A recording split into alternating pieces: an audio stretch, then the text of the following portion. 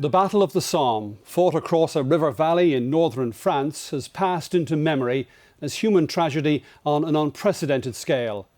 It began on the 1st of July 1916, when 100,000 British and French troops went over the top into no man's land.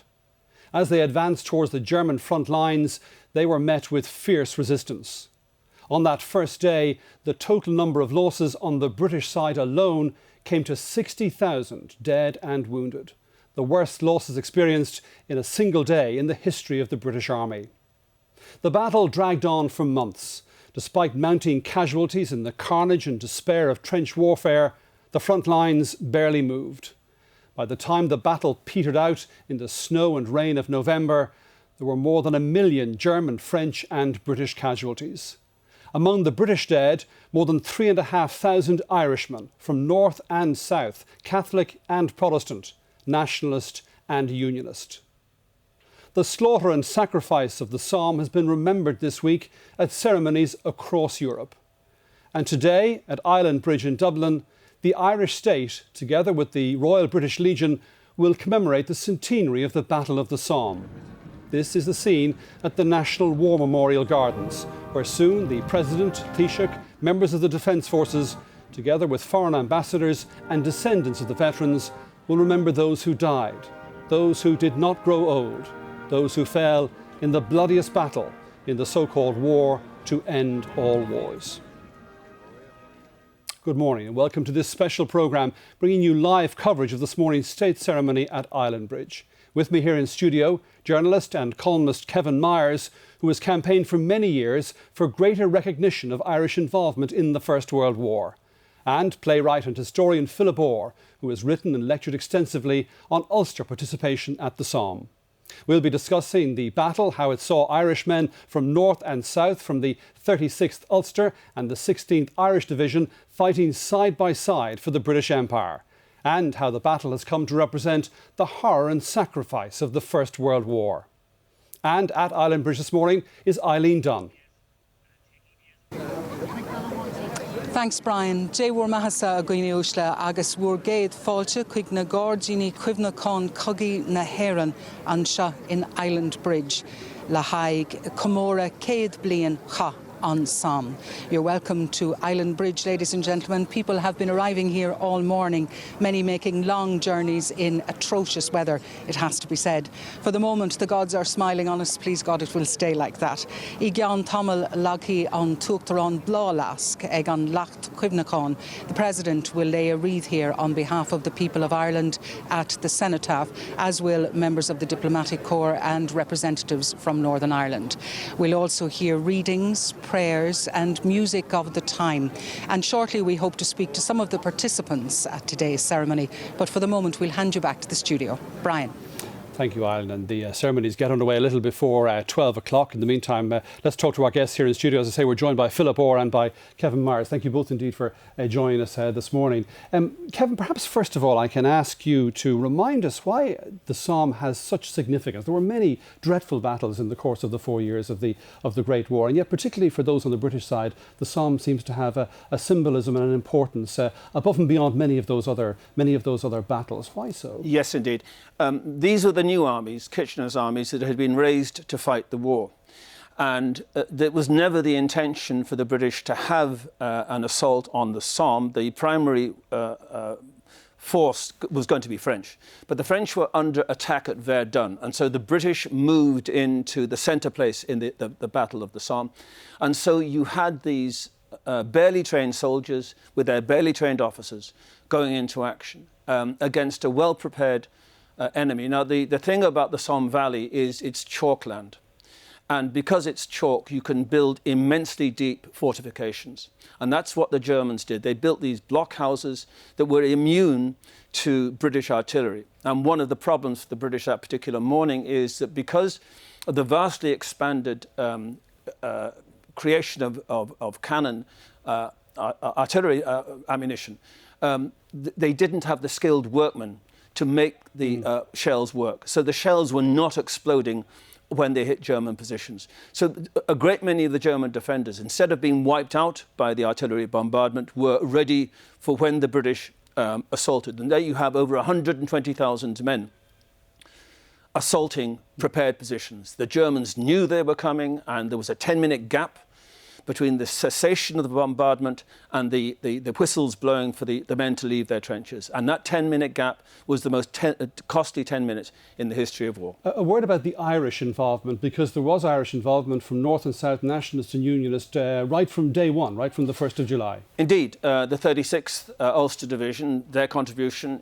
was well known, and Philip would be talking about that, but there were Irish contributions to numbers of the regular battalions. The 29th Division had the 1st Battalion Dublin Fusiliers and the 1st Battalion Inniskilling Fusiliers. The 4th Division had the 2nd Battalion Dublin Fusiliers. Now, all three of these regular battalions had been effectively wiped out the previous year. They had been reconstituted from new wartime volunteers, but they formed part of the other Irish component, which remains in existence throughout the Battle of the Somme from July through to September. So it's not just one day's battle, not just one day's Irish involvement. It lasts from the very beginning to the very end. And the end of the battle sees the 10th Battalion of the Dublin Fusiliers trying to take the position that the 1st Battalion Dublin Fusiliers failed to take on July the 1st. Philip, the first day of the Battle of the Somme, the 1st of July 1916, has a particular significance in Northern Ireland because of the Ulster involvement and because of what happened that day to the Ulster troops. Yes, very much so. I mean, as Kevin's pointing out, I mean, the Somme campaign lasts 141 days. But for the north of Ireland and for Unionists in particular, it's the first day or day and a half that really matters. And I suppose you've got to go back into the pre-war years just to see that the Ulster Volunteer Force has been raised. It's the armed wing of Unionism. There's virtually civil war about to happen when the Great War begins.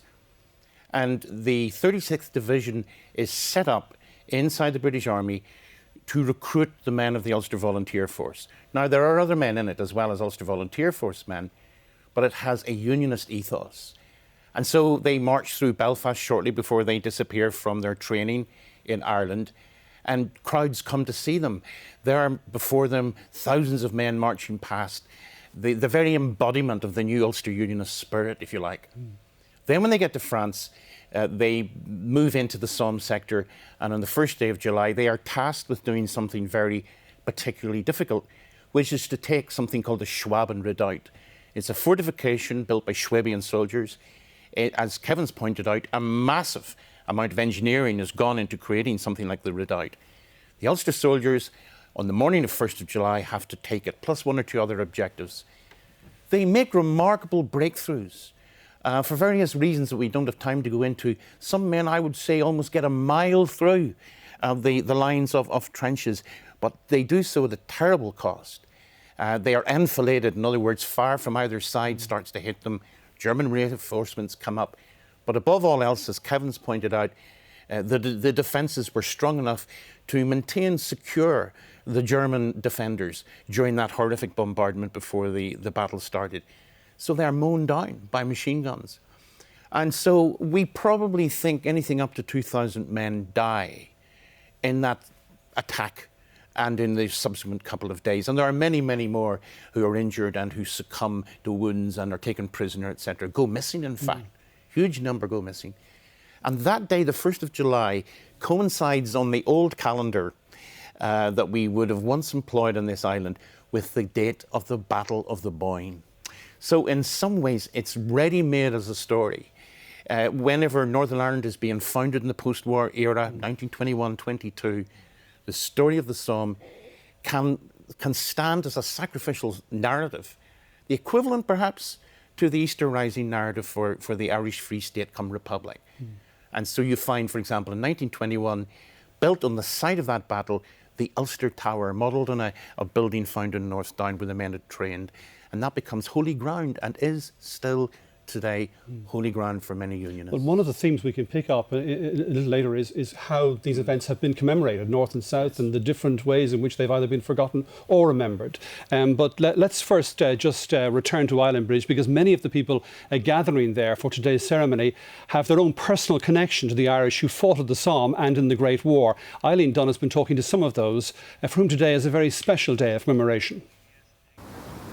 Well, I'm joined now outside one of the book rooms by three people, by Bernie Farrell, by Leonard Quigg and by Captain Stephen O'Byrne. Stephen, if I can come to you, you're actually on duty here today. What's your role? I will be the National Flag Officer today, so I'll be raising the flag as part of the ceremony. And it's a great honour to be involved today for both myself personally and also for the Defence Forces to be invited to take part in the ceremony, remembering all the people who were killed in the battle. Now, you also have a family connection with the Battle of the Somme. I do indeed. My great-grandfather's brother, my great-great-uncle, was killed on the first day serving with the Royal Enniskillen Fusiliers. So for me to be involved is it's quite a nice personal link for myself and my family. Leonard, you made the long journey from Ballycastle this morning. What time did you leave at? I left at 6 this morning and I didn't drive too fast. Good for you. Your great-uncle won the Victoria Cross for valour. Tell us a bit about his story. Robert Quigg was a Bushmills man and he joined the 12th Battalion, the Royal Irish Rifles, at the outbreak of war. And on the 1st of July, he took part in the Battle of the Somme. When he returned after the first assault, he discovered that his platoon commander was missing, so he went out to look for him. He never found him, but he went out 7 times, and each time he brought back a wounded man. So it was for those actions that he was awarded the Victoria Cross. And this was on foot of a promise he had made to his employer?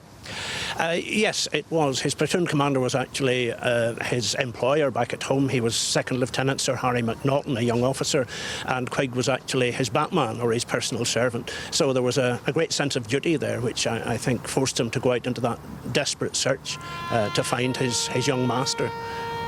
Bernie, if I can come to you, your great-uncle died some months later towards the end of the war. He did. I'm here today with my brother to remember Private Michael Dowling of the 10th Battalion of the Royal Dublin Fusiliers, and he enlisted in June and he was killed then in the 13th of November 1916, so just a week before the end of the Battle of the Somme. He enlisted. His father and mother, Mary and James Dowling, didn't really want him to enlist. But after a conversation that his father had with Larry Connell, who was a member of the British Army, who was an uncle of Michael's, he enlisted and off he went to war. They were devastated when he was killed because he was the eldest of 6. And his mother was particularly so in that she used to say she had a rebel and a red coat because her son Michael died in the Somme in 1916 and her youngest son Frank was born that year. My dad remembers pictures of him over the mantelpiece in Ryan, and my uncle Larry actually recalls seeing the actual letters that he sent from the front back to his mum. And he didn't really talk about the battle as such. He talked about the people he'd befriended there, and particularly a young man from Athlone. He also travelled to the Somme with there was 4 or 5 of them actually from Robertstown in Kildare, where he was from, that went to the Somme. He travelled with Patrick Downey, a friend of his, and Patrick went on to live to die another day. Is this your first time to attend a ceremony like this? Yes, it is, I have to say, and we're really honoured as a family because he's talked about much and remembered a lot, but probably not so much outside of the family, so it's an honour to be here today to remember him and honour him and his memory. Leonard, your great-uncle is remembered in a more public way. There was a statue unveiled to him in Bushmills recently. Yes, just on Tuesday, the 28th of June, we've been fundraising to erect a statue of him in Bushmills for about 3.5 years, and it all came to fruition Tuesday past. And we were fortunate in that the ceremony coincided with a royal tour of the area, so the statue was unveiled by Her Majesty herself. A great honour indeed. Yes, indeed. And Stephen, do you attend these ceremonies in a personal capacity, or are you always here on duty? Well, I would. Today I'm on duty, but in the past I have attended ceremonies in a personal aspect. But it's very nice to be involved today, both for myself, but also to be part of 200 members of the Defence Forces who have been invited by the government to partake in this ceremony and to remember the people who have died. Indeed, and the Defence Forces, we have to say, serving distinction in these last few months. Stephen, we'll let you back to your duties. Leonard and Bernie, thank you all for joining us, and it's back now to you in Studio Bryan. Thank you, Eileen. Well, this is the scene at Islandbridge as the crowds gather at the National War Memorial Gardens on the banks of the River Liffey, the river there at the top of your screen, and the crowds gathering there for this ceremony of remembrance, this state commemoration of the centenary of the Battle of the Somme. Kevin Myers, just looking at these pictures of Islandbridge, this was a site that was developed by the Free State government, I think, in the 1920s and 1930s, then for a long period really neglected and forgotten, and then restored, and now the venue for this commemoration today. Yeah, the first time I was there was 1979. It was an unofficial travellers' halting site, and it was an unofficial dump for Dublin Corporation, and none of the artefacts there were still standing. The walls had been knocked over, the fountains had been destroyed, and lorries were reversing to dump Dublin's waste in where the parkland is, and a number of us were involved in the campaign in the 1980s to get the park restored, and the late Campbell Heather, I should mention him, and Sir John Gormley, formerly Irish Guards, were very active in negotiating with the government, and the Office of Public Works in the middle 1980s began to restore It's often said that the Irish veterans, the nationalist Irish veterans of the Great War, came back to a very different Ireland, post-1916, the War of Independence, the Civil War. But in fact, there were public commemorations of the war, weren't there, through the 1920s and into the 1930s? Very much so. In Dublin in 1922 or 23, with the first big commemoration, there were more poppies sold in Dublin than there were in Belfast. So it was a very open affair. It was only in the 1930s when De Valera began to create an image of Ireland in his own mind and impose that image on public life in Ireland that things changed, public memory changed, and that people ceased to commemorate the Irish and nationalist Irish involvement in the Great War in particular. So two different narratives emerged. Protestants in the Republic would covertly commemorate their dead. Catholics simply forgot theirs, and in the north, Unionists had a monopoly of sacrifice, although that wasn't remotely the case, as many, essentially, as many men from the Falls Road fell as on the Shankill Road. I suppose it might surprise some people in Northern Ireland, Philip, to know that the Islandbridge Gardens were built with labour of British veterans and veterans of the Irish Free State services. And it was funded by, I think, largely by the Irish state. I don't think people are surprised so much anymore. I mean, there's a remarkable number of people who come down to Dublin on tours deliberately to visit sites like Kilmainham, and in particular a site like Islandbridge, and they've become very aware of the history of it. They've become increasingly aware, for example, that in the 4 book rooms that we have here, with the Harry Glass illustrated books that called the Irish Memorial, the memorial records of the First World War, that is for everyone. All 4 provinces are represented there. And I see this location, beautiful as it is, especially since the Queen's visit back in, I think it was 2011, as a site of reconciliation, a very powerful one. Well, now, I think you can see there, I think that's probably the Lord Mayor arriving, the first of the dignitaries to be received here at Islandbridge, being greeted by the military personnel. So Taoiseach, Mr. Kenny, is arriving now, and he will be greeted by Major General Kevin Cotter, who is Deputy Chief of Staff and Acting Chief of Staff, and thereby also by the General Officer commanding the 2nd Brigade. That's Brigadier General Michael Beery, chatting just to the Taoiseach. Brigadier General Beery was in command of the parade on Easter Monday for the 1916 Centenary Commemoration. Garma! Cortez the Taoiseach! Allegate! Up!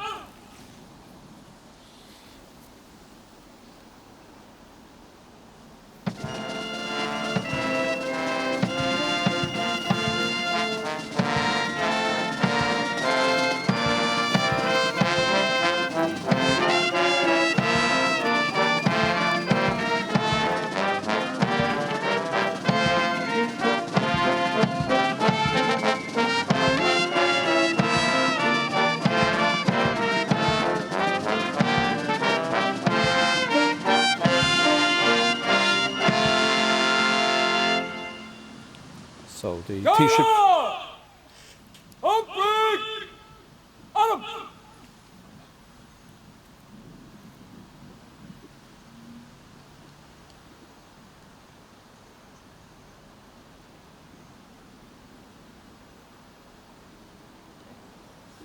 So the salute to the Taoiseach from the Tri-Service Guard of Honour, and the musical accompaniment provided there by the band of the 2nd Brigade, based in Athlone. So the Taoiseach will shortly be escorted to his place, and then the President is expected to arrive in about 5 or 6 minutes. This is not the first occasion on which the Battle of the Somme has been commemorated at a state occasion, Kevin, because I think the 90th anniversary was also marked here at Islandbridge as well. That's right, 10 years ago. And the Army did a superb display, as we have seen throughout this year. And the Army has really done the Republic proud, as you'd expect them. And there's Mick Beery, you can see on camera. Mick Beery is going to be taking over, General Mick Beery is going to be taking over a senior position in the UNIFIL, in General Officer Commanding UNIFIL in the Middle East very soon. So that's a representation of the efficiency and the proficiency of the Defence Forces. And it's very good. And they understand this within the Defence Forces, that soldiers honour soldiers. And it's important, morally and historically, that this is the case. And as soon then as the Taoiseach moves into his place, the President will arrive very shortly, and guests here, invited guests from both North and South. I think we saw earlier pictures there of the Northern Ireland Secretary Theresa Villers, Deputy First Minister of the Northern Ireland Executive Martin McGuinness is also there as well. I think I saw the leader of the Ulster Unionist Party, Mike Nesbitt, and many other people from Northern Ireland, Philip, coming here today to take part in this commemoration. Yes, I mean, it will be quite a range of people. There are some folk who are coming down because they have had a deep interest in the whole subject for many years. I was talking on the train to a member of the British Legion in the North who has come down regularly for the last lot of years with what would have been the Royal Irish Fusilier Association. You've politicians. I mean, it can't be emphasised too much that what I think the Irish Republic has been doing, you know, it's part of a story that echoes around the world. I was out in Bangladesh recently where we were looking at how in the Indian subcontinent many men have fought for the British Army, and that story has faded away. And many people want to look back at it again and understand what it was like to die for the British Empire in that post-colonial situation. Well, now you see the President's motorcade arriving now at Islandbridge. He's accompanied, as is normal on these occasions, by the escort of honour drawn from the 2nd Cavalry Battalion. They've performed this duty for many years.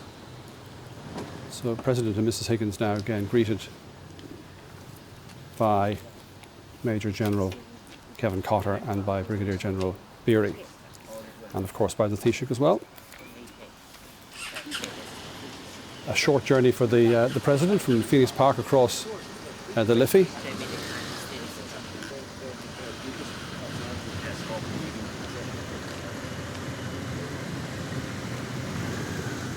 So the President now will receive his salute and then inspect the Guard of Honour.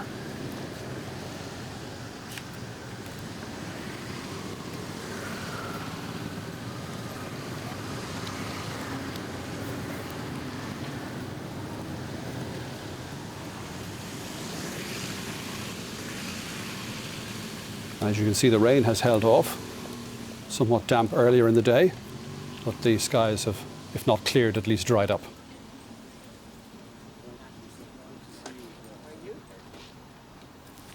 And as Kevin was reminding us, all these senior officers have seen distinguished service overseas. Brigadier General Beery among them.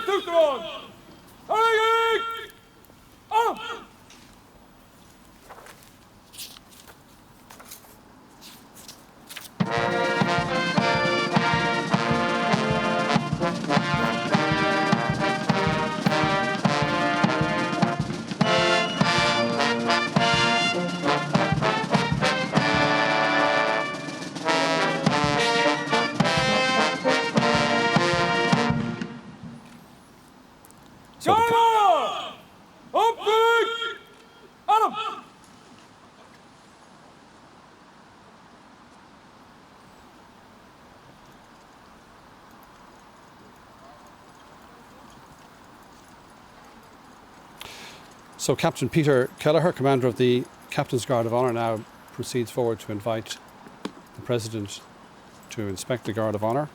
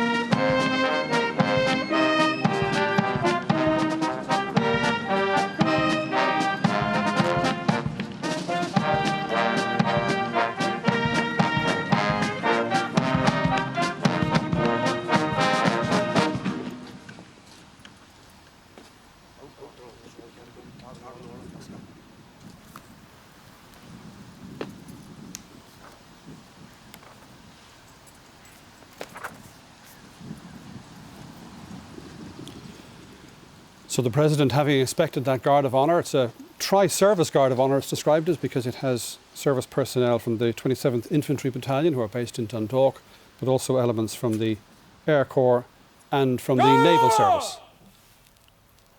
Leading! Adam!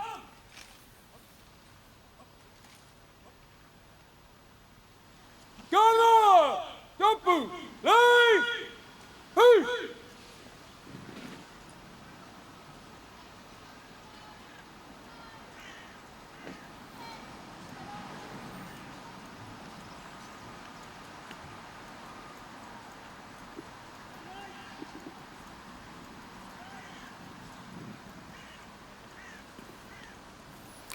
And Captain Kelleher there was also involved in the ceremonies on Easter Monday. He read the proclamation outside the GPO Gunner! on Easter Sunday. Yes! March! Shoot!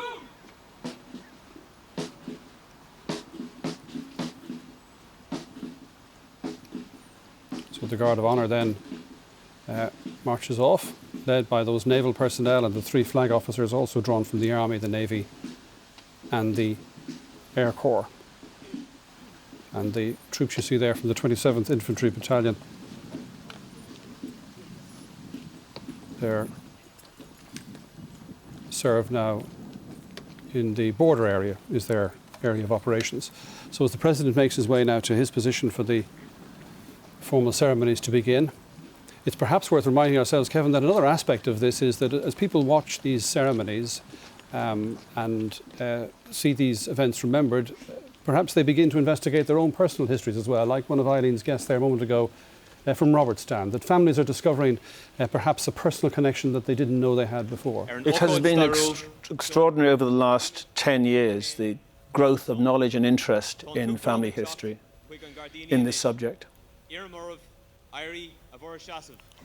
So the Master of Ceremonies there, I think you can hear in the background, is just drawing the attention of the attendees to the arrival of the President. I wasn't sure if I should stop there. Yes, I mean, across Ireland, the local community groups have emerged, investigating the losses of a particular village or a particular regiment. So the Connaught Rangers has a Connaught Rangers Association, the Munster Fusiliers has a regimental association, and I get letters from people all over Ireland finding with pride and distress, pride that that they're rediscovering history, but B, distress that this history was lost for so long. And I imagine for people in Northern Ireland seeing these pictures, Philip, it underlines now the fact that the Irish state has come to a point where it fully recognises the sacrifice and the loss of those who were fighting in British uniforms in 1916. Yes, it's been a positive thing, I think, for folk in the North, both in the Unionist tradition. You begin to get a sense then, as a Unionist in the North, that this story that has meant so much to them is now being acknowledged across the island. But I think also, coming from nationalist backgrounds in the North, that's an important story as well to recover. And many nationalists in the North have been doing exactly that. Well, now as the President enters the area where the ceremonies will take place, we hand you over to Eileen Dunne at Islandbridge. Eileen.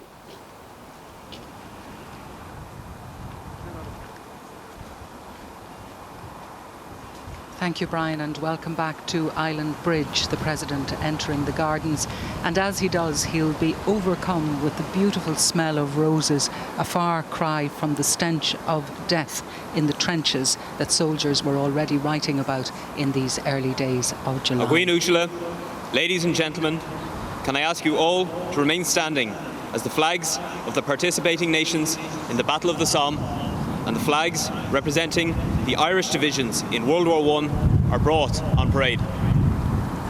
That's MC Captain Michael Barry, and as he said, the colour party of participating nations and the Irish divisions are now being brought on parade.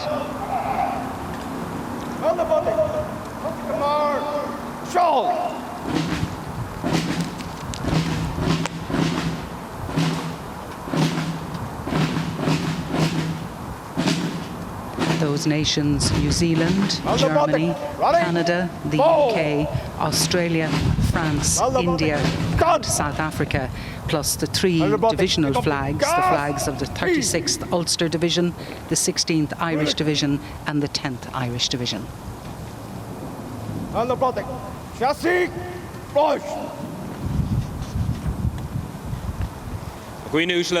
Ladies and gentlemen, please be seated.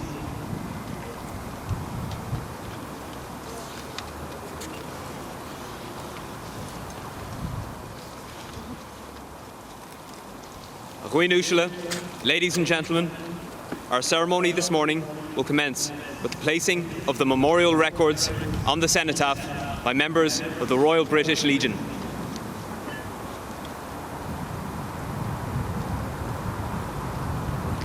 These are the books that are housed in the book rooms here on the edges of the garden.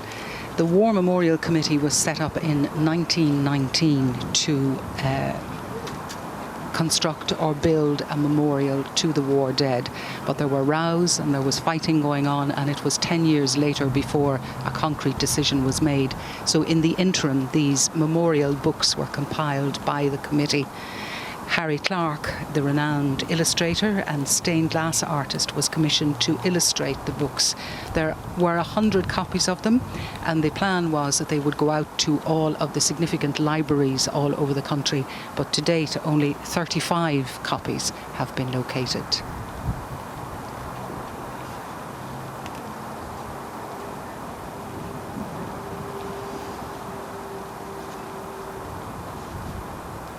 They're being laid now on the cenotaph by representatives of the Royal British Legion of both Northern Ireland and the Republic of Ireland. They'll place them on the altar in pairs, one representative each from Northern Ireland and the Republic. That was George Black and Colonel Ken Martin, chairman of the Royal British Legion of the Republic, who served with the Queen's Royal Hussars and the Royal Army Medical Corps. Now we have Mr. John Stewart and Major Bryan Duffy. Mr. Stewart is Vice Chairman of the Royal British Legion in Northern Ireland, and Mr. Duffy, Vice Chairman of the Royal British Legion, Republic of Ireland. Mrs. Sheila Thompson is the Royal British Legion Northern Ireland Women's Section representative to the Central Committee, while Mrs. Judy Bair is the District Secretary of the Royal British Legion, Republic of Ireland. And finally, Mr. Noel Irwin, who's a member of the Royal British Legion Northern Ireland District Committee, and Lord Jack Meath, who's chairman of the Wicklow branch of the Royal British Legion, Republic of Ireland. He served, as did his father and grandfather, in the Grenadier Guards.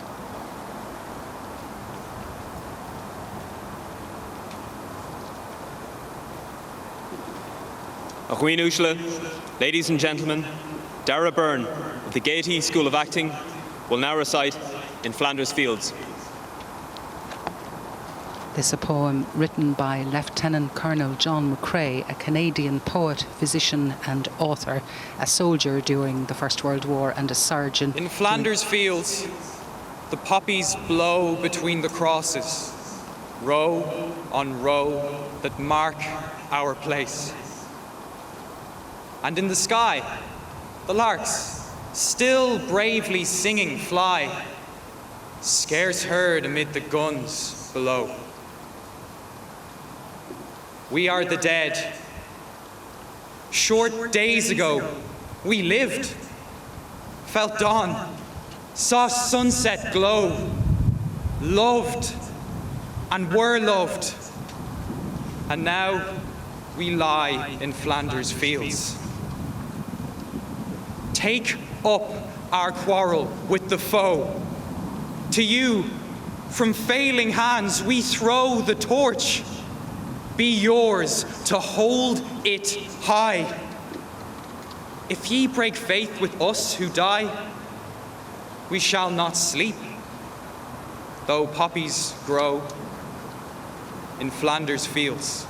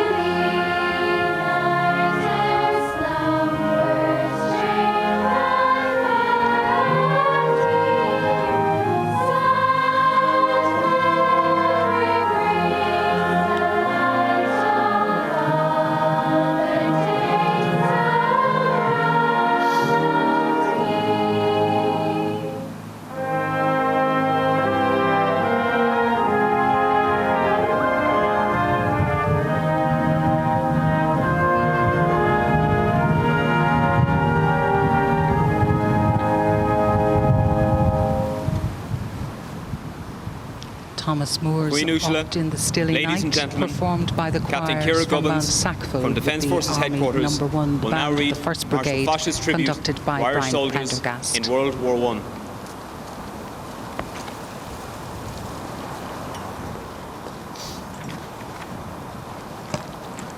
This is Marshal Foch's tribute to the Irish soldiers in World The War heroic I. dead of Ireland have every right to the homage of the living, for they proved in some of the heaviest fighting of the World War that the unconquerable spirit of the Irish race, the spirit that has placed them among the world's greatest soldiers, still lives and is stronger than ever it was. Never once did the Irish fail me in those terrible days. On the Somme in 1916, I saw the heroism of the Irishmen of the North and South.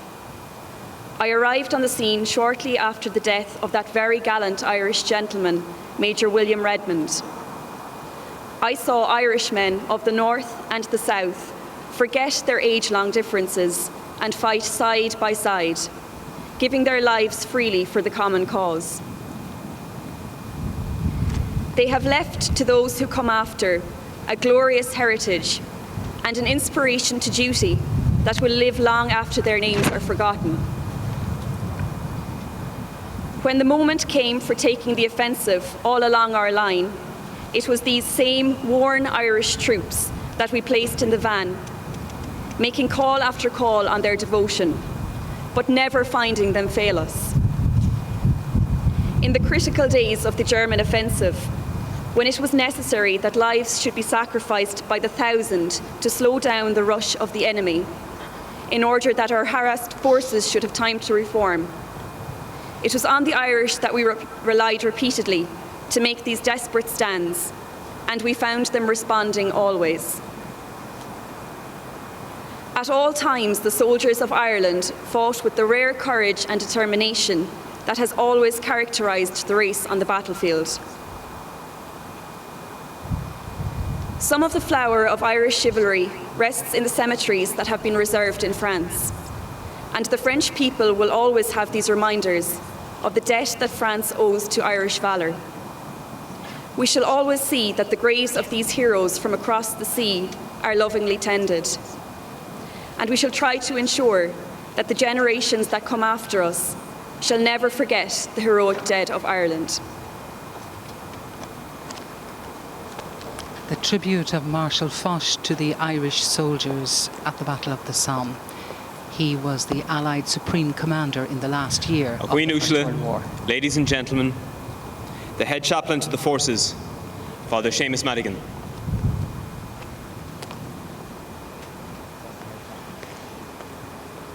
Marshal Foch has a street named after him in Paris, the Avenue Foch, which leads up to the Champs-Élysées, and at number 12 we find Augustin the Vic, Irish Augustin Embassy. Spirit Lave.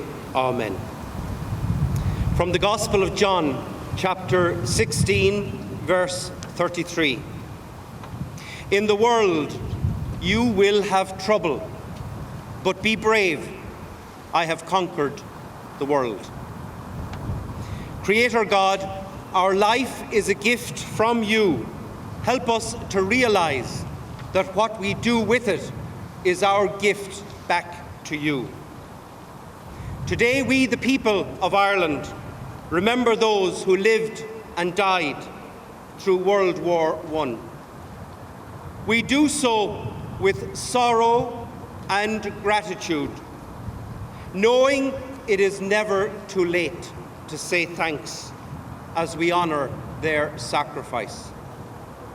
God, most merciful and kind, as we gather in your presence for this centenary commemoration of all involved in the Battle of the Somme, we especially remember Irishmen from Ulster, Leinster, Munster and Connacht, from all 32 counties of Ireland and beyond.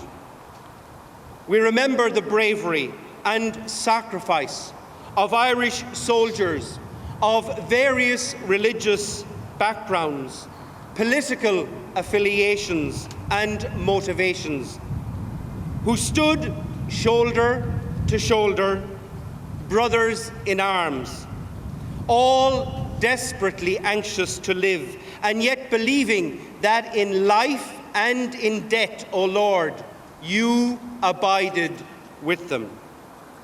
Each of them was your precious child, who left their loved ones in the hope of returning to a better life for their families and for all. Remember, Lord, those whose stories were unspoken and untold. Lord, remember them. Remember, Lord, those whose minds were darkened and disturbed by memories of war. Lord, remember them. Remember, Lord, those who suffered in silence and those whose bodies were disfigured by injury and pain. Lord, remember them. Father of all, in your mercy, look with healing love on all your people living and departed. We especially ask that you would hold forever all who suffered during the First World War, those who waited anxiously at home, and those who returned wounded and disillusioned, many of whom dared not speak of their experiences. We remember those who mourned and those communities which were diminished and suffered heavy losses. Remember, too, all those who acted with kindly compassion, those who bravely risked their own lives for their comrades, and those who, in the aftermath of war, worked tirelessly for a more peaceful and just world.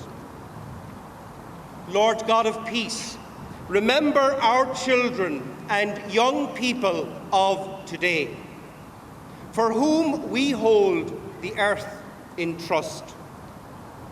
Grant that your dream of peace may continue to become a reality in our time, where the horror of all war may be consigned to the past. Help us to build a world where people of every nation, language, and race may work together in peace, justice, and harmony. Grant that the longings of the poor may inspire us to build a world of compassion, inclusion, and engagement, where diversity is seen as a gift, where those on the margins will be heard, where nations respect the human rights, dignity, and freedoms of all. O God of love, we raise up before you those whose memory we cherish and those whose names we will never know. Help us to lift our eyes above the torment of this beautiful and wounded world, and grant us the grace to pray for those who wish us harm. As we honor all who died in the Somme, we put our faith in your future, for you are the source of life and hope. We stand on the shoulders of great people who came before us. We are grateful for their strength, their wisdom, and their sacrifices that they made in creating a fairer, brighter future for all. Ardeshte Garev Ananamaka. In the name of God, who pushes back the horizons of our hopes and invites the brave to follow. Amen. Molagojo Ledia, praise God forever. An Tahir Seamus O'Madagon or the Sheplini Ogli Naheran.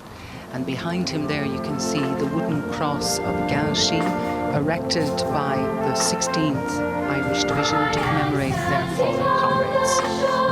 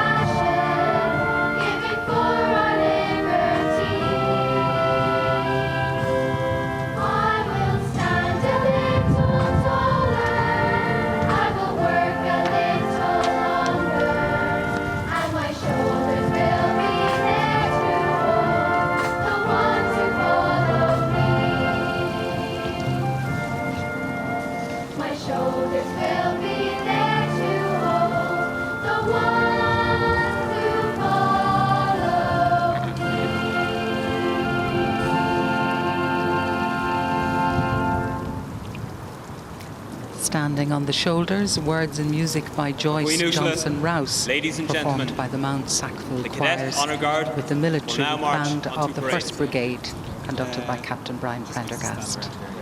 Roll! Now we have the Cadet Guard of Honour, the 92nd Cadet class.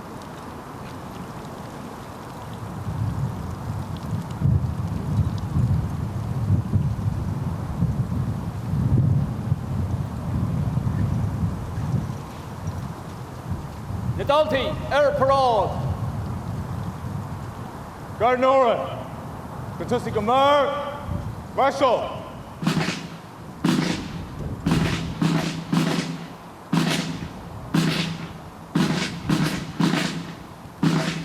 These cadets started their training on the 12th of October last year and will be commissioned next year in January 2017.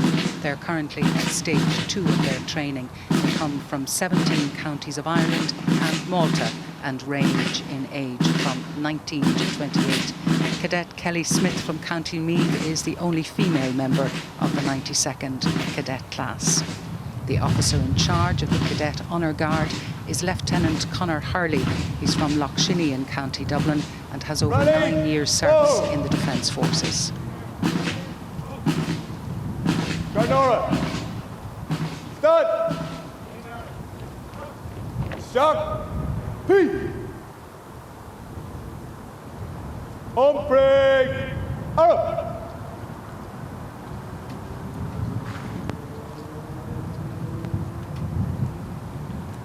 Agweenushla, ladies and gentlemen, can I ask you all to be upstanding in preparation for the laying of the wreaths at the cenotaph?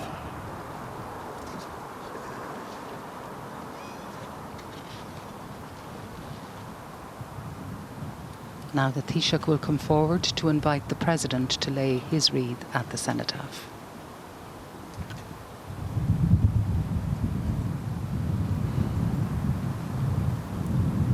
Garnora, Asham Craig, Arab.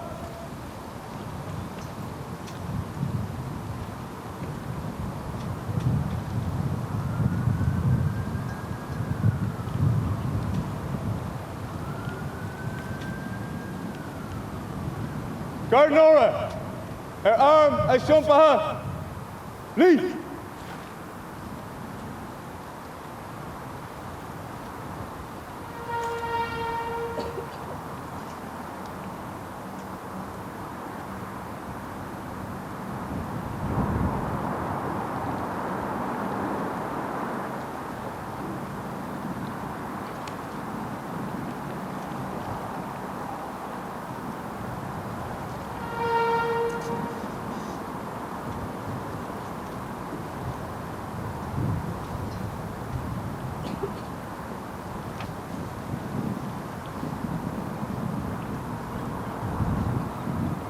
Agweenushla, ladies and gentlemen, on Taoiseach.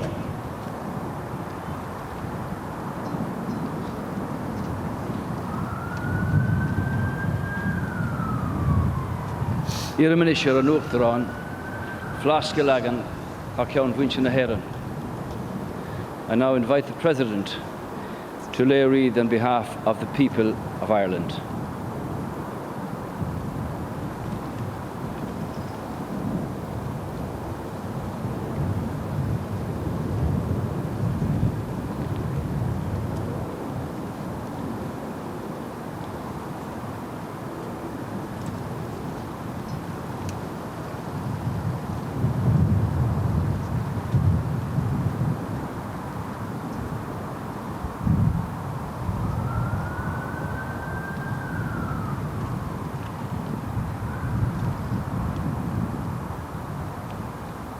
Agweenushla, ladies and gentlemen, a wreath will now be laid by the Right Honourable Theresa Villiers, Secretary of State, Northern Ireland.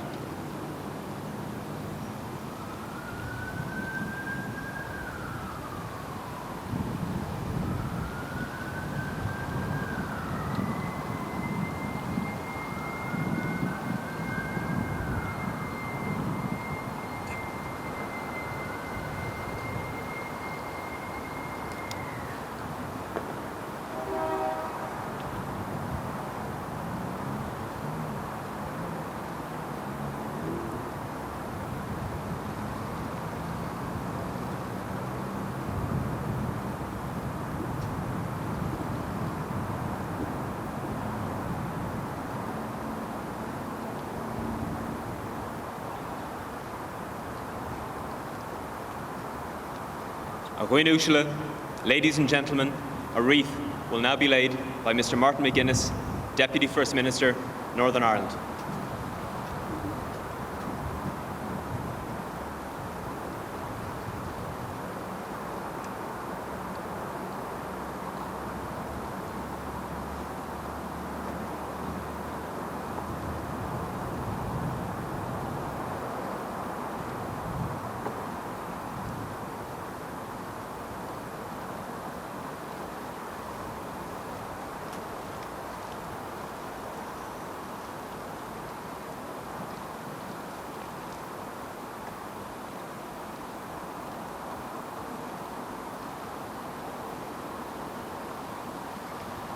Aghuinúshala, ladies and gentlemen, a wreath will now be laid by Mr. Simon Hamilton, Minister for the Economy, Northern Ireland.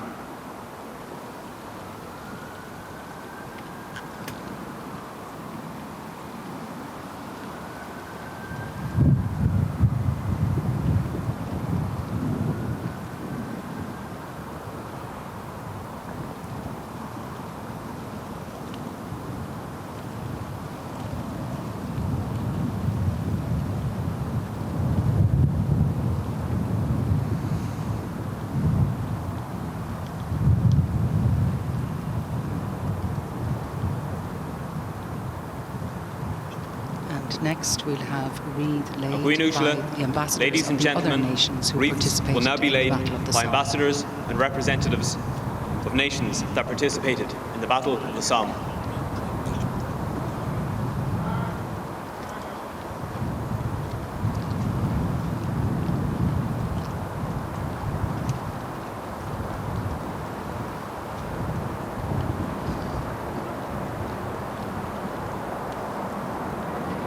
First up here will be His Excellency Mr. Dominic Chilcott, the British ambassador, in probably one of his last public functions here. He's about to depart from Dublin.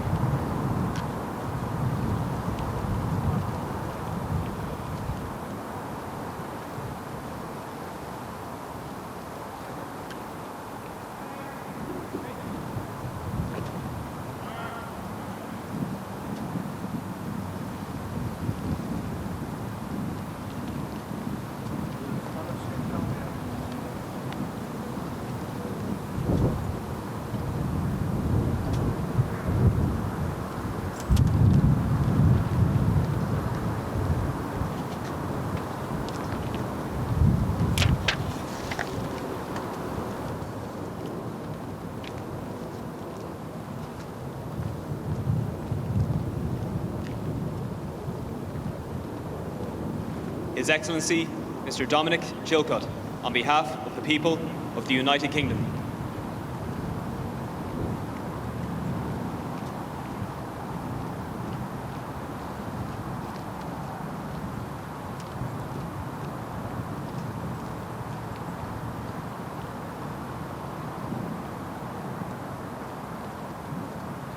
Her Excellency Dr. Ruth P. Adler, on behalf of the people of Australia.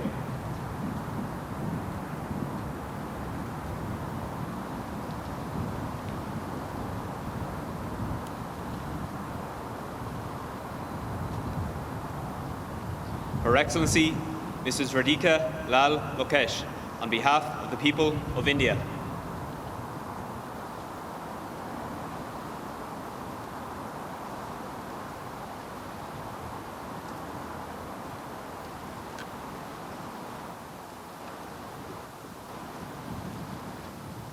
His Excellency Mr. Ohlangene Sikau, on behalf of the people of South Africa.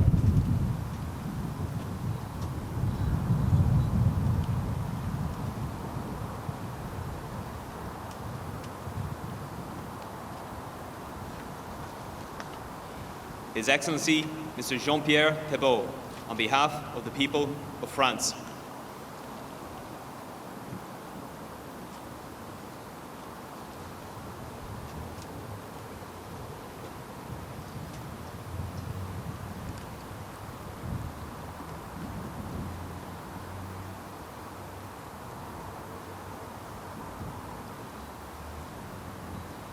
His Excellency Mr. Matthias Hopfner, on behalf of the people of Germany.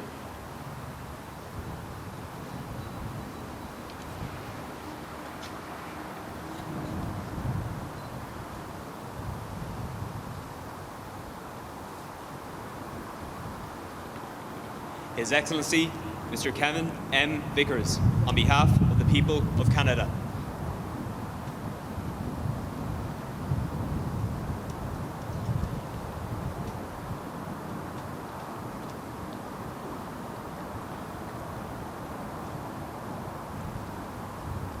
Mr. Alan Carthy, Honorary Consul General, on behalf of the people of New Zealand.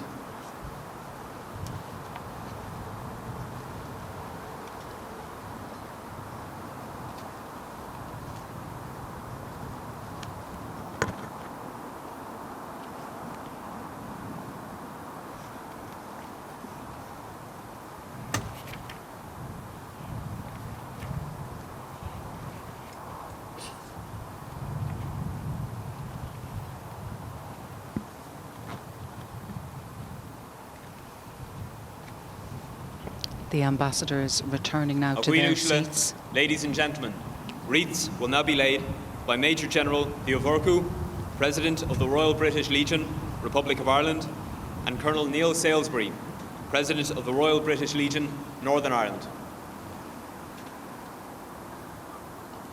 The Royal British Legion set up in 1921 to care for the families of fallen soldiers and their dependents and indeed survivors.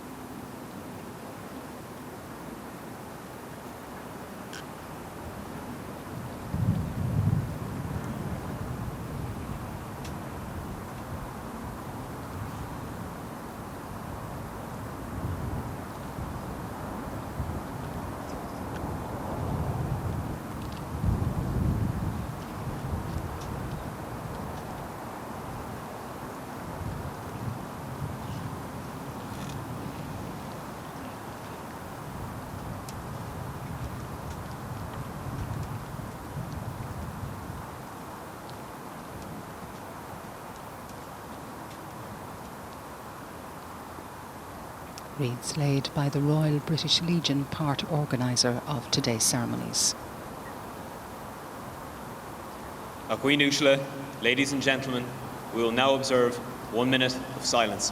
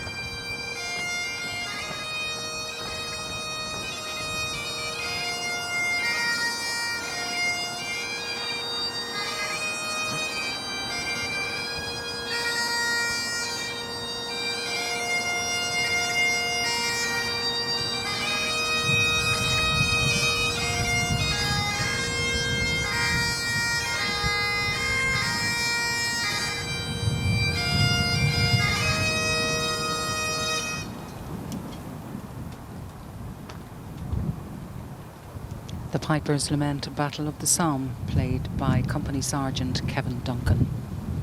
Garnora.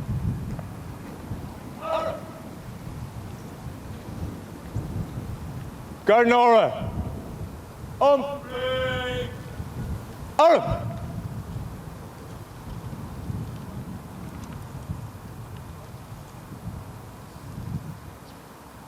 Garnora. Tarragate. Arab. Lieutenant Hurley inviting his men to present arms.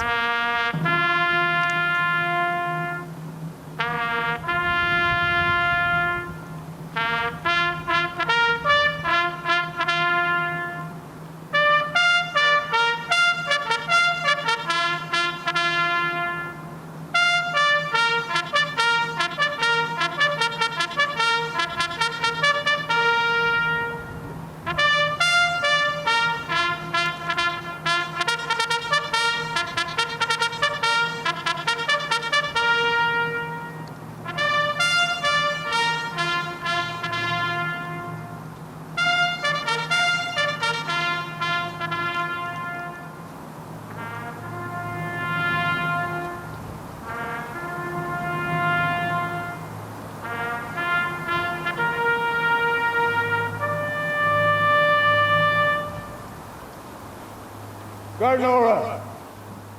Humphrey. Out.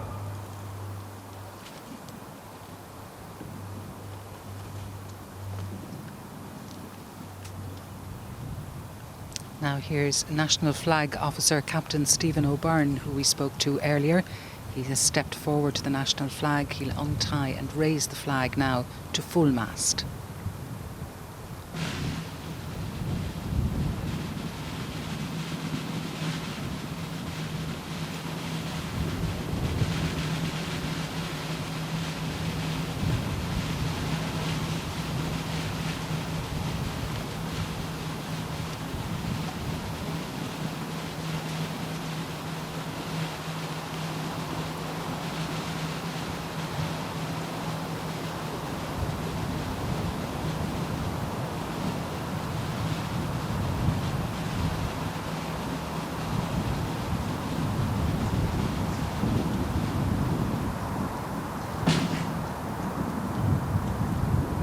Garnora.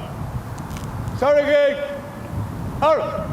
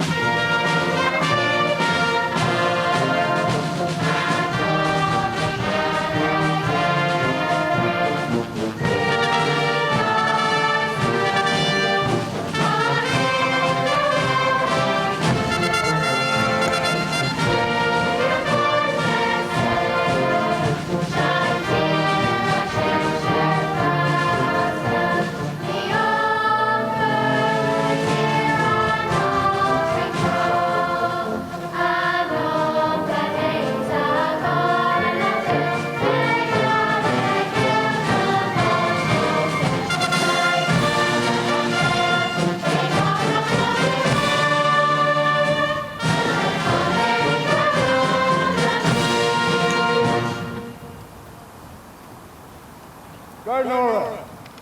Humphrey. Arab.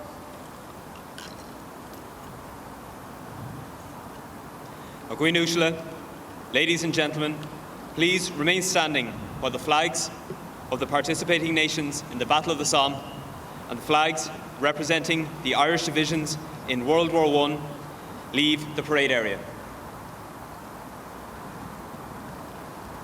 The Braddock on parade. Well, the Braddock. You can be Clyde. P. And the Braddock. Tusa Kamar, Mushols.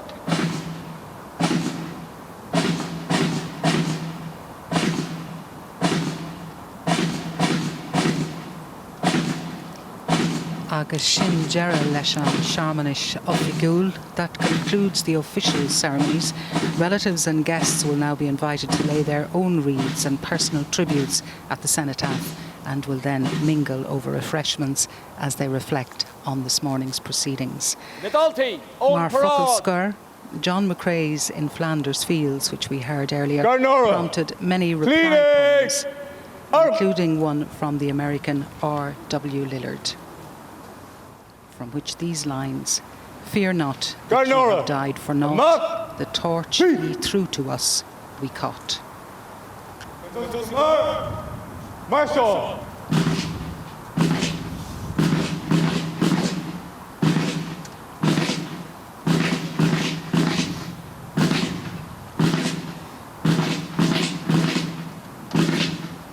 As the cadet class withdraw from parade, we hand you back to studio and to you, Bryan.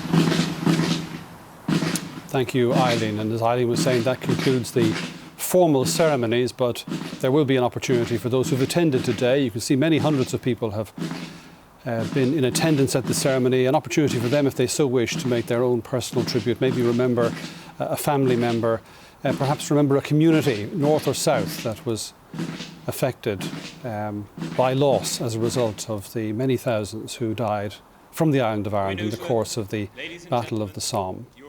President Michael D. Higgins there.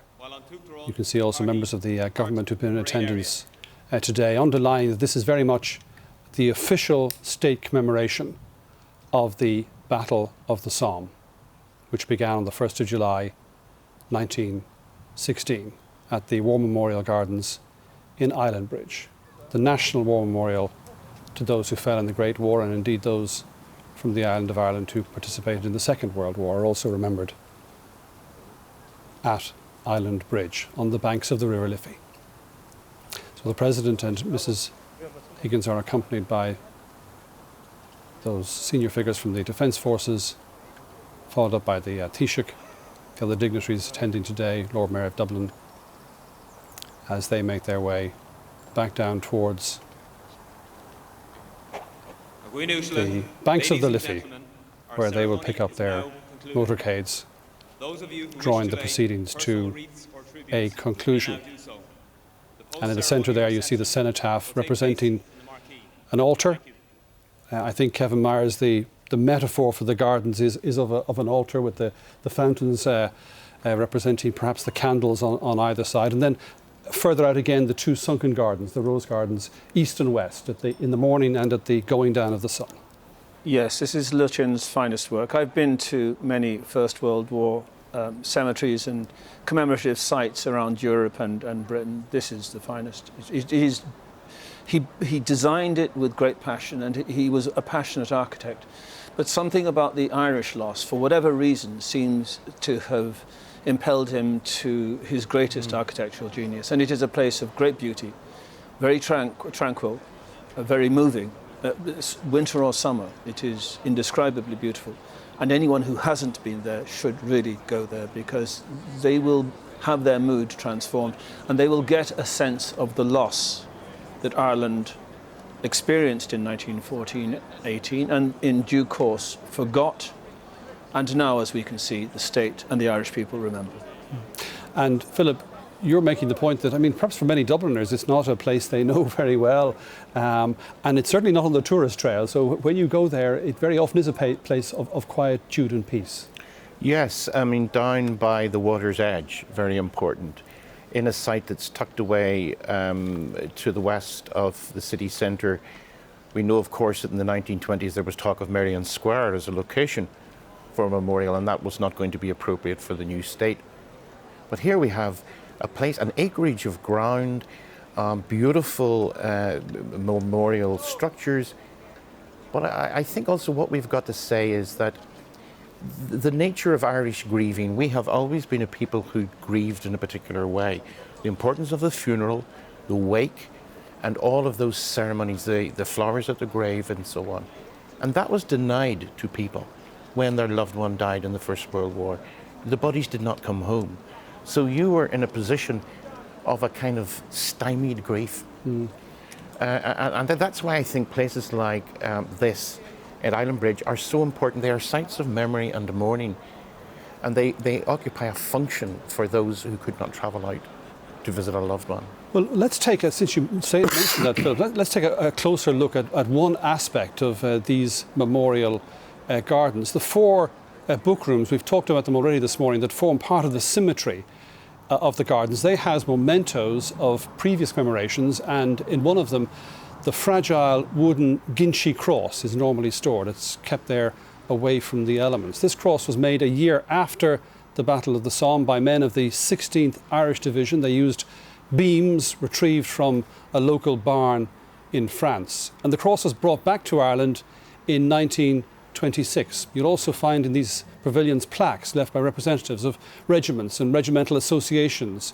lining one of the walls. Poppy wreaths also among the artefacts, and other less formal mementos have been left in the form of small wooden crosses.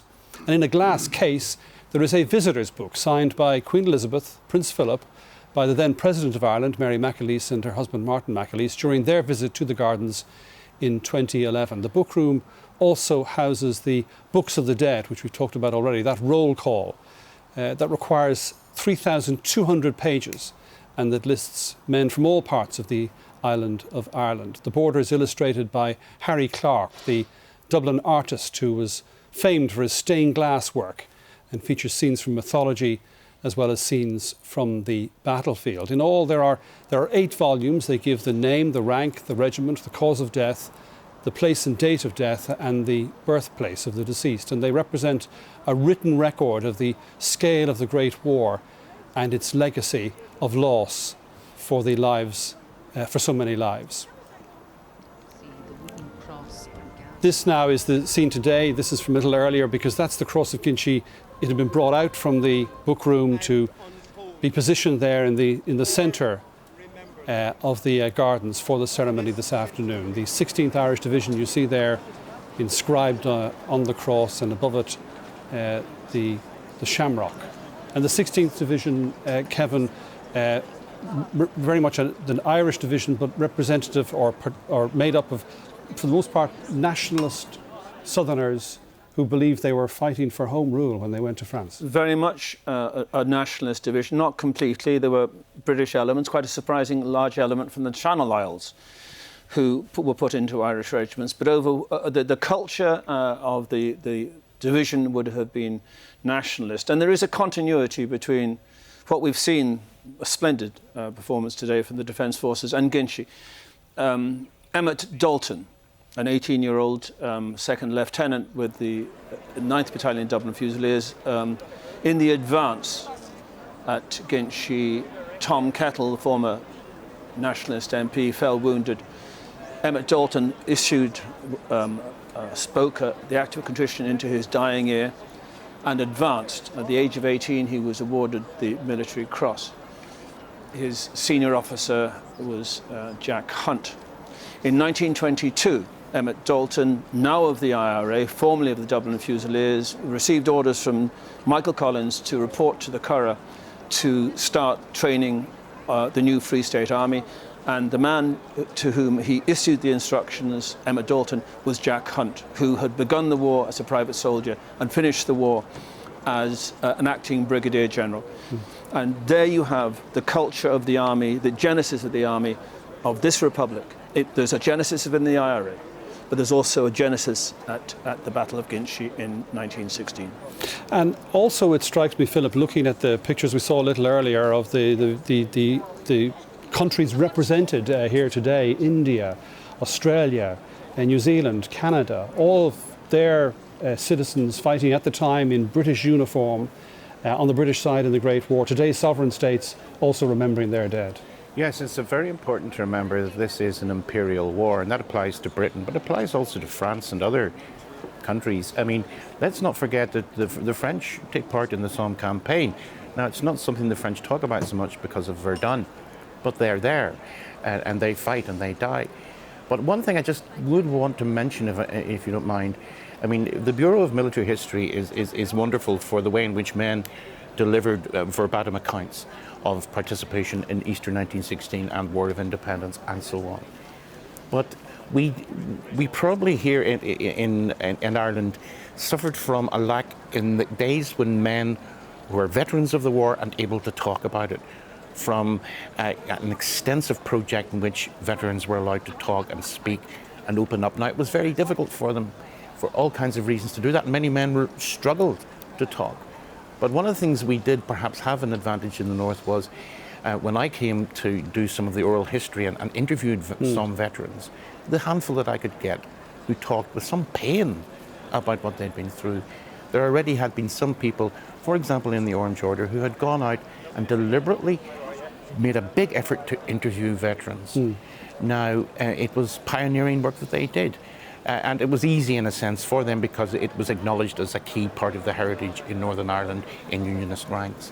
But just to be able to get those individual stories of what it was like, so that those names on the memorial records there in the book rooms can come to life in the most incredible way when we see why did they go to war, what was it like to be in those trenches, and how did it feel to come back and enter an Ireland that was in itself in turmoil, and where perhaps you could not speak readily about what all you'd been through. I mean, there was no systematic process of gathering testimony, Kevin, but there were many, many letters, thousands of letters sent from the front, which, if you read them, are harrowing in some cases of descriptions of the experiences the troops were going through. So I can't let this opportunity to go by without referring to Philip's great work for the 36th Ulster Division. It really is invaluable, and it's a landmark in the way we have perceived the Great War. Now, in 1979, I decided I wanted to do something about the Irish in the Great War, and I sent letters to every single newspaper in Ireland. And the few replies I got, I was looking for letters. The few replies I got from people were all couched in the terms, do not identify me by name because I could be in danger if I say I served in the British Army in the Great War. That was the culture of fear. And that was 1979. 1979. That was a culture of fear that had been generated through one reason or another. Now, Philip was working in a different culture in Northern Ireland, and he had access to the Orange tradition, which was obviously very proud of this day and the days that followed.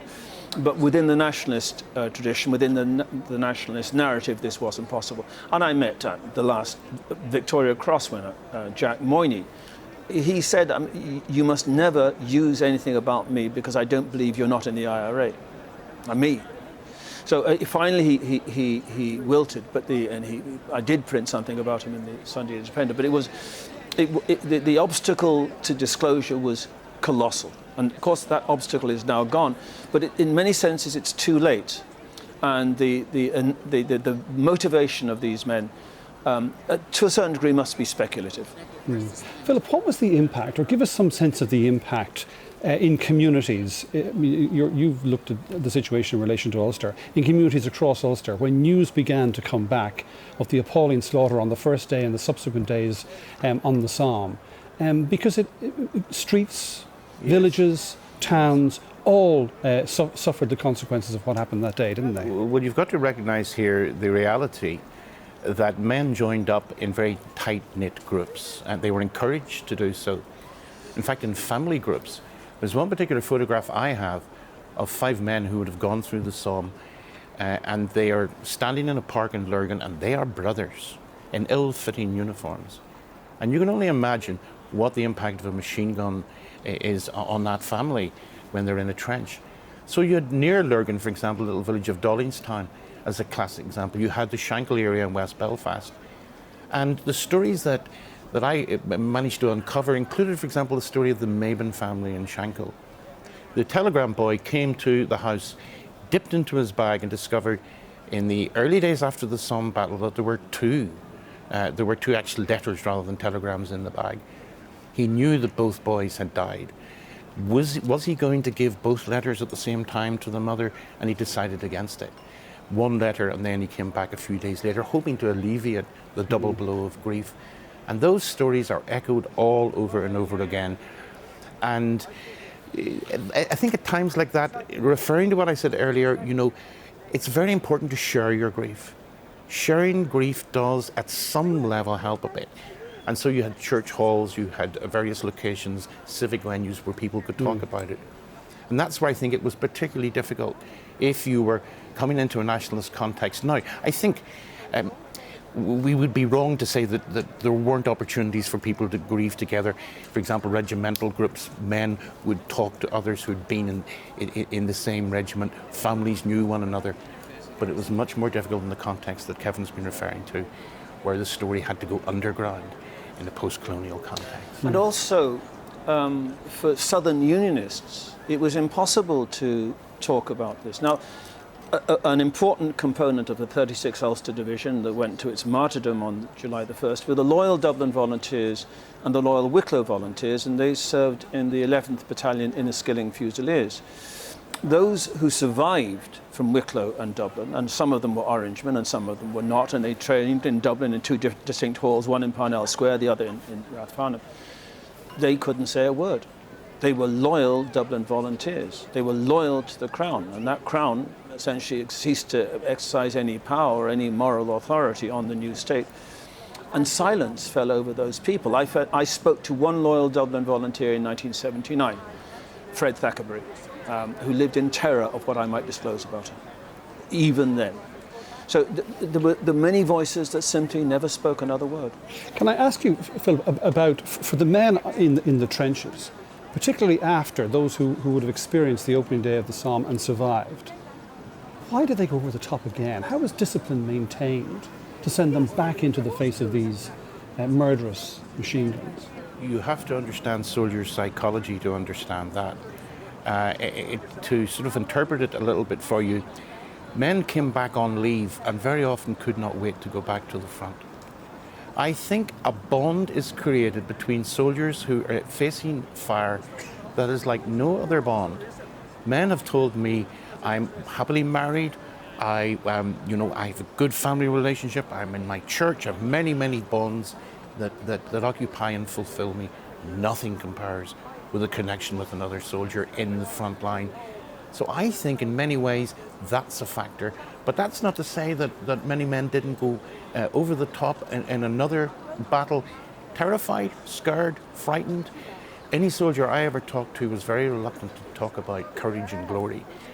It was about the reality that you were very often very frightened of what you had to do. But then again, there's adrenaline, as we now understand it as well. But I think also what we must remember, the vast majority of the time, the soldier is not in the front line trench to go over the top. That happens in big campaigns. A lot of the time, it's boring. It's dull. You're doing your spell in the line and you're going behind the lines. So we would be wrong to picture every man in a last man standing position all through the 4 years. I'm thinking of Tom Kettle, Kevin, the former nationalist MP, wrote that letter to Betty and died at Ginchy. He actually lobbied to get an active service position because he said he wanted to be back with his men from the Dublin Fusiliers. Yeah, he loved his men. He said, I didn't know such love existed. I agree entirely with Philip that these men were bound by love. Now, what you're going to hear is not really usual, but at Ginchy, the 7th Battalion, the Leinster Regiment, refused to leave their trenches. And all of their officers were killed trying to get them to leave their trenches. Every single officer was shot. Only 10 men left their trenches, and they were all hit by German fire, and they were all killed. Now, the 7th Battalion, the Leinster Regiment, had taken part in the assault on Guillemont 6 days before, and that was too recent. They simply did not have the stomach for more fighting. Now, just to put this in perspective, the 7th Battalion of the Leinster Regiment was later amalgamated with the 2nd Battalion of the Leinster Regiment, and they were the finest infantry regiment in the British Army. That's what the Imperial War Graves Commission, or not, the Army analysts have done. If you look at the numbers of medals and numbers of campaigns, these men were brave. But on this particular day, they were not prepared to take on the German defences, which they knew to be intact. So they were also intelligent. They did their duty when need be, but they were not going to be slaughtered. So it wasn't just a question of all men getting from their trenches being exterminated. Sometimes other kind of instincts prevailed, and those instincts caused men to survive. Philip? Yeah, and I think also one myth we have to dispel is that, it's lions led by donkeys.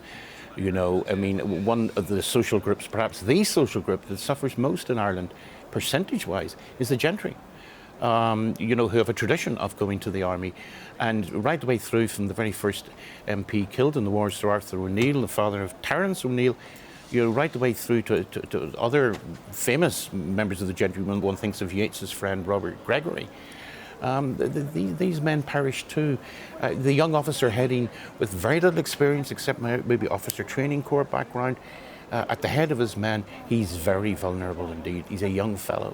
The battle began on the 1st of July, Philip, and finally petered out, I think is the phrase is often used, in October, November of 1916.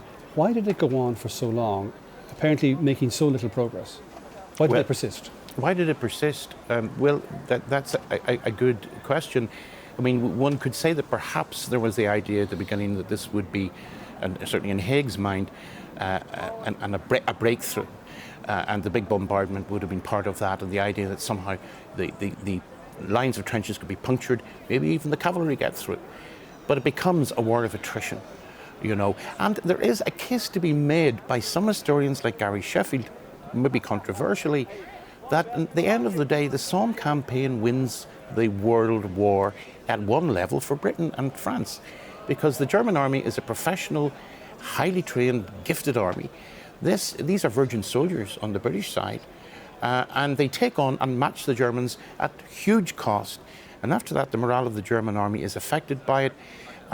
It's never quite the same again. And also, after the Somme, lessons are learned, as always are learned, about better artillery bombardment, about devolving power inside the army down to a more junior level, to the platoon, to the young officer.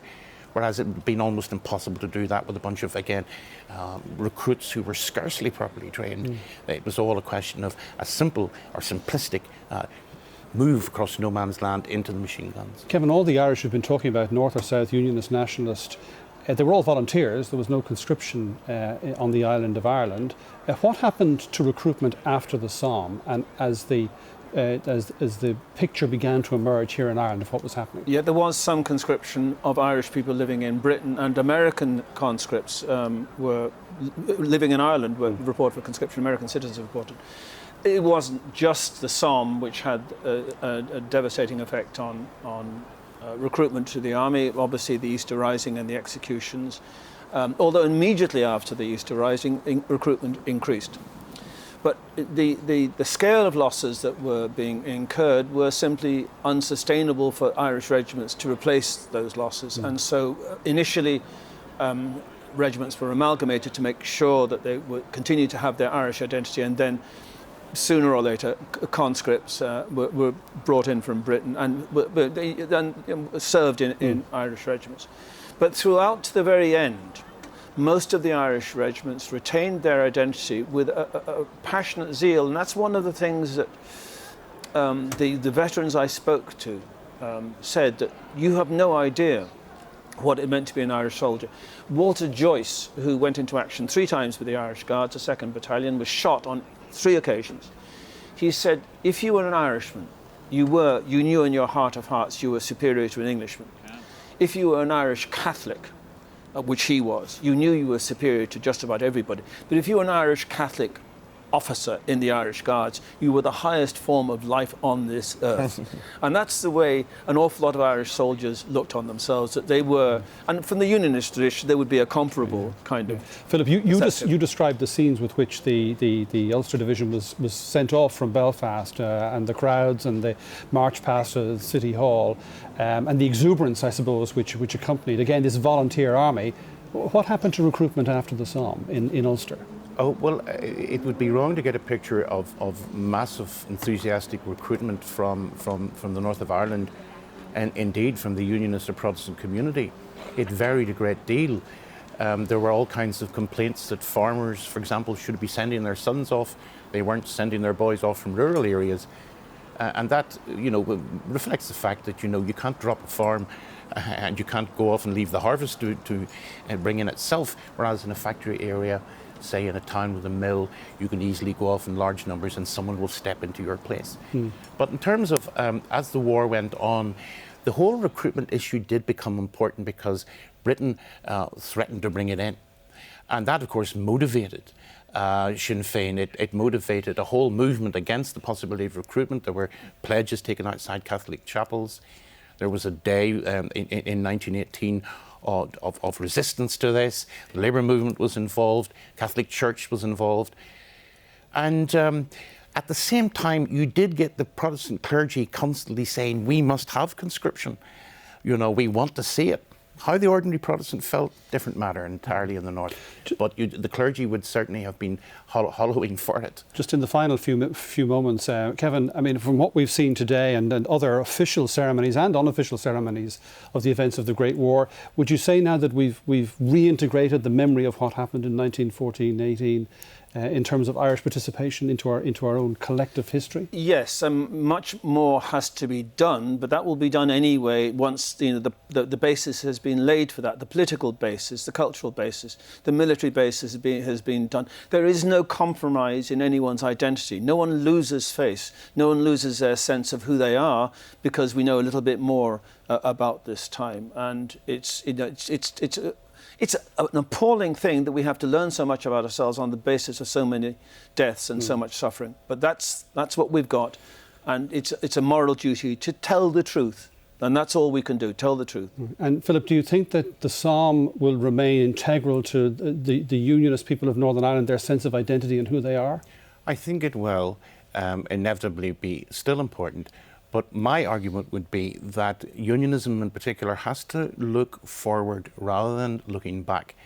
Looking back it has done, but the story of courage and sacrifice at the Somme may not be enough to lead and guide unionists forward. There has to be a thinking again about what are the other aspects of British heritage in a time when Britishness is hugely up for questions, as we've seen with the whole Brexit scenario. And I think unionism has to constantly quest, look forward, think, innovate, be experimental, and not be overly preoccupied with stories from the Great War, important as they are, and much indeed as I've spent time trying to bring that story into the public domain with some passion and some concern. Well, we appreciate you very much sharing that passion and insight today, Philip Orr, and likewise to Kevin Myers. Thank you both indeed for being with us. And thank you indeed for being with us for this commemoration of the centenary of the Somme. A reminder that tomorrow morning there'll be live coverage of the National Day of Commemoration here on RTE1. That ceremony taking place tomorrow morning. The annual military and religious ceremony is dedicated to the memory of all Irish men and women who died in wars or service with the United Nations. Live coverage from the Royal Hospital, Kilmainham, begins at 11 o'clock. But for now, from all of us, thank you for being with us. We leave you with some of the images of today's centenary commemoration of the Battle of the Somme.